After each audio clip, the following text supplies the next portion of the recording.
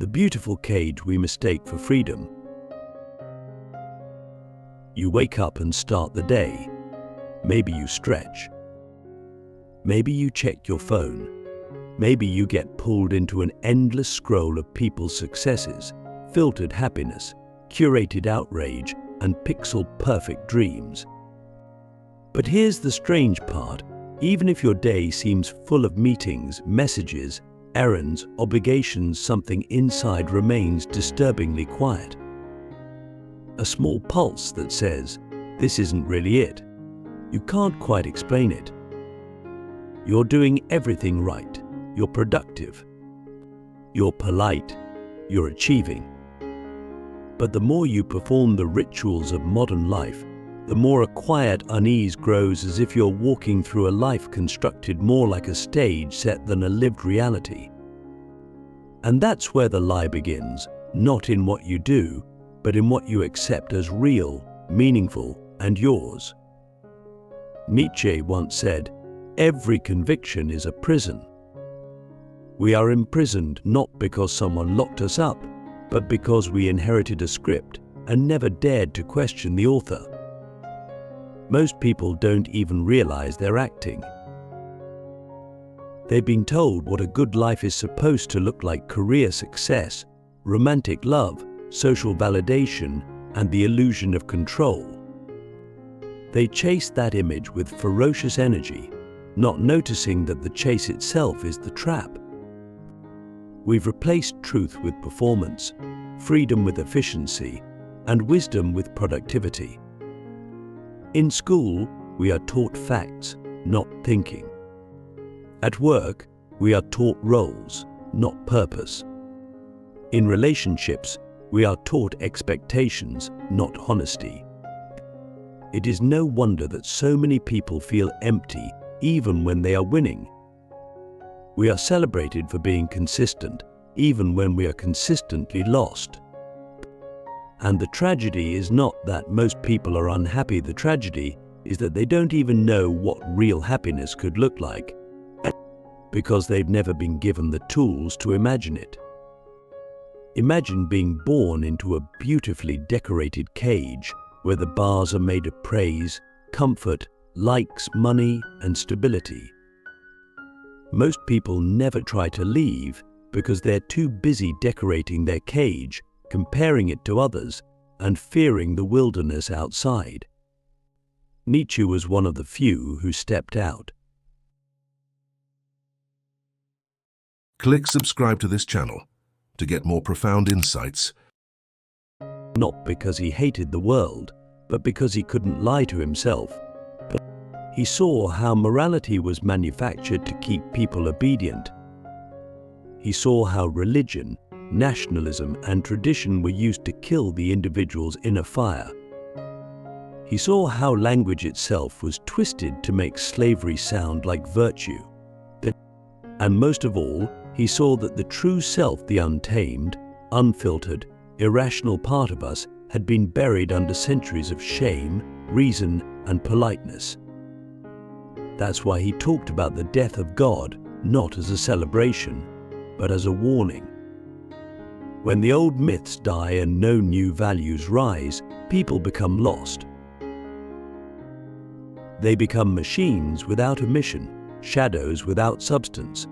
But we're living in that world now. You can feel it in how fast everything moves, but how little actually changes. You can feel it in how we applaud authenticity, but punish it when it's inconvenient. You can feel it in how we long for depth, but scroll past anything that takes more than 10 seconds to understand.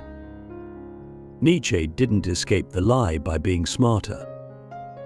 He escaped it by being braver. He was willing to stand alone, to be misunderstood, to suffer. He looked directly into the abyss of meaninglessness and didn't flinch. And that gave him the clarity to ask a question few dare to ask: what values would I create if I had no one to please? Pause and ask yourself that now. If you had no parents, no culture, no friends watching, no one to disappoint, what would matter to you? What would you pursue, not because it's impressive, but because it awakens something primal and raw and alive in you? This is the beginning of truth, and it's terrifying. Because when you realize your life might be a lie, you don't just have to rearrange it, you might have to burn it down. You might have to walk away from success, from comfort, from relationships that validate your mask but poison your soul. You might have to become a stranger to everything you thought was home. Most people won't do that. They'll call it reckless. They'll call it selfish. But Nietzsche called it becoming who you are. And in a world built on lies, there is no rebellion more radical than becoming real. You are not a label. You are not a role. You are not a cog in a machine. You are a force of nature pretending to be polite. And the longer you pretend, the more your spirit withers. So how do you begin to tell the truth, not to others, but to yourself? Start by noticing your patterns. What do you do automatically that doesn't feel alive? Who do you become in order to be loved? What part of you do you silence in order to be safe? These questions are not easy, but they are essential, because behind every life that feels fake is a person who once knew the truth and forgot. You were born wild. You were born dangerous. You were born with eyes that could see through illusion. But slowly, society trained you to forget, trained you to obey, trained you to doubt your instincts. Nietzsche called that process the taming of man, and he hated it, not because order is bad, but because taming kills greatness. It creates a world full of obedient citizens, but empty of original souls. It fills the world with noise, but no music. The lie of modern life is that safety is more important than truth, but that fitting in is better than waking up, and that comfort is a substitute for freedom. But you know better. Somewhere in you is a voice that remembers. A flicker, a defiant breath, a question that won't go away. Let it grow. Let it burn. Let it destroy what's false and reveal what's real. And if you feel alone in that fire, remember, Nietzsche walked through it too. And so can you. Burning the map, why truth begins where certainty dies.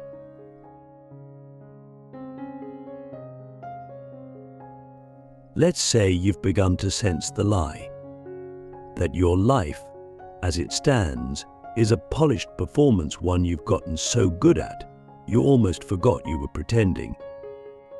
You've started to ask yourself dangerous questions, and now you're standing at the edge of something vast. The known is behind you. Ahead is chaos.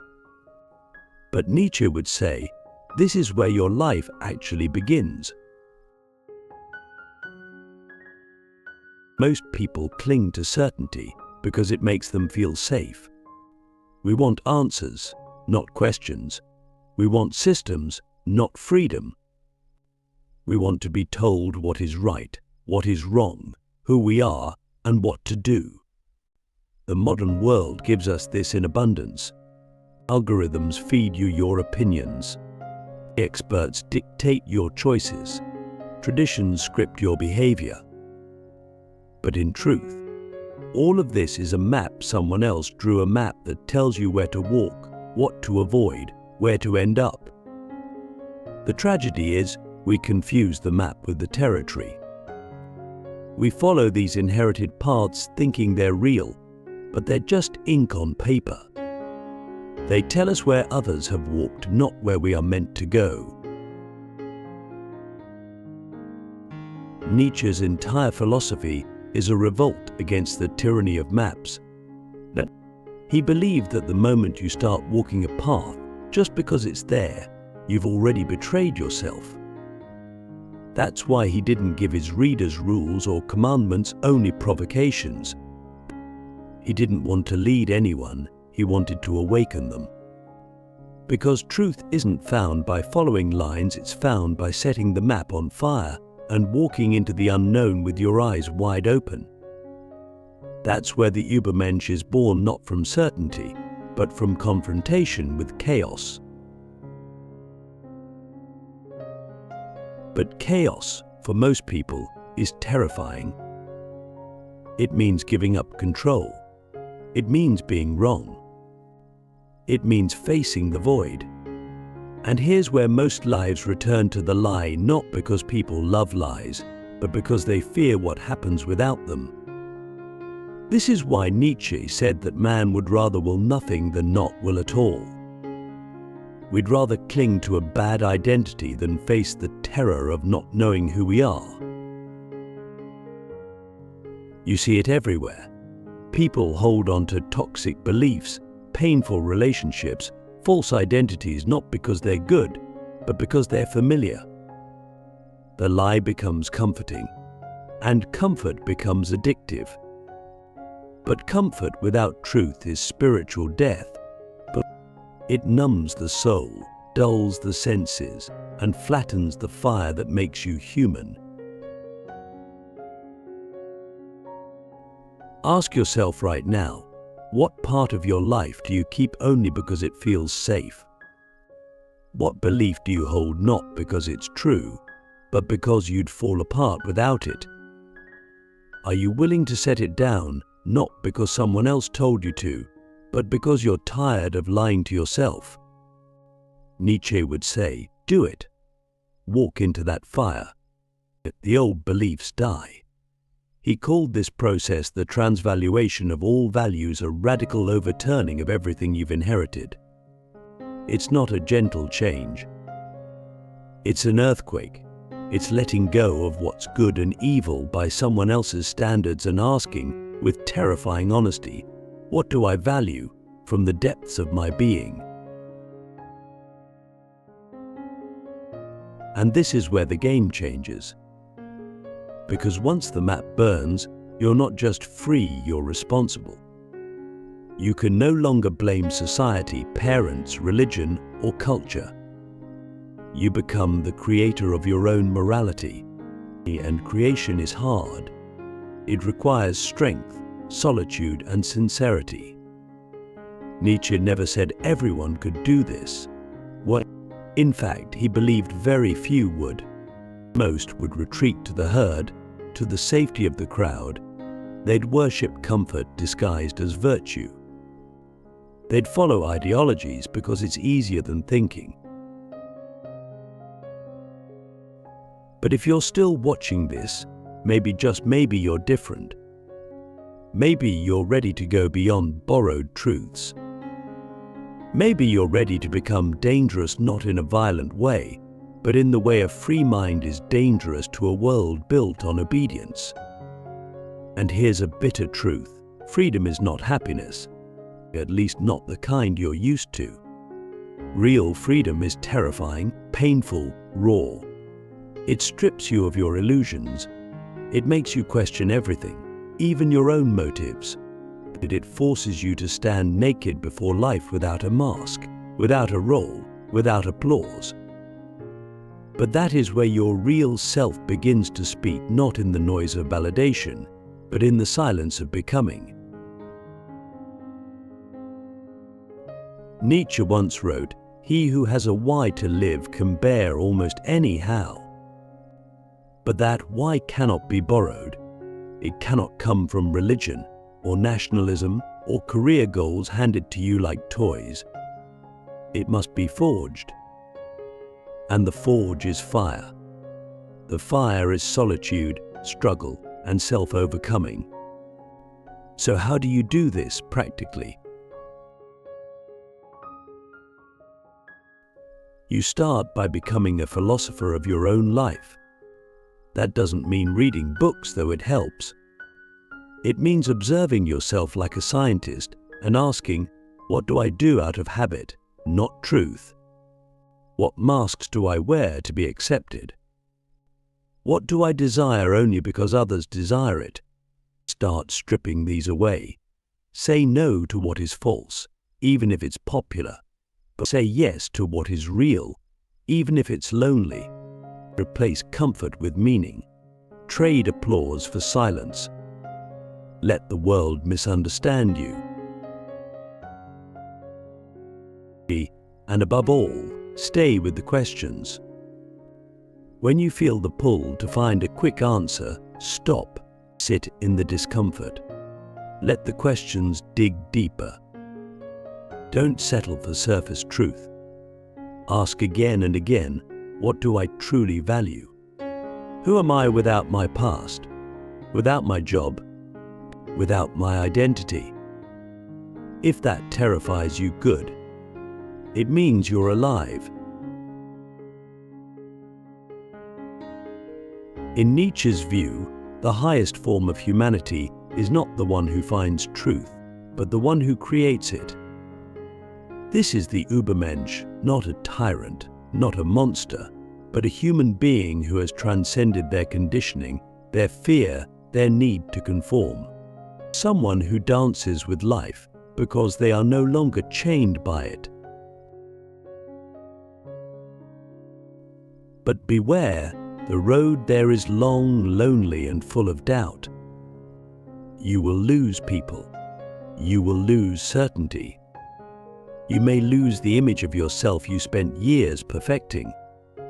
But what you gain is priceless. You gain your soul. So ask yourself now and really sit with it. Are you living your truth or someone else's comfort? What would you be if you stopped pretending?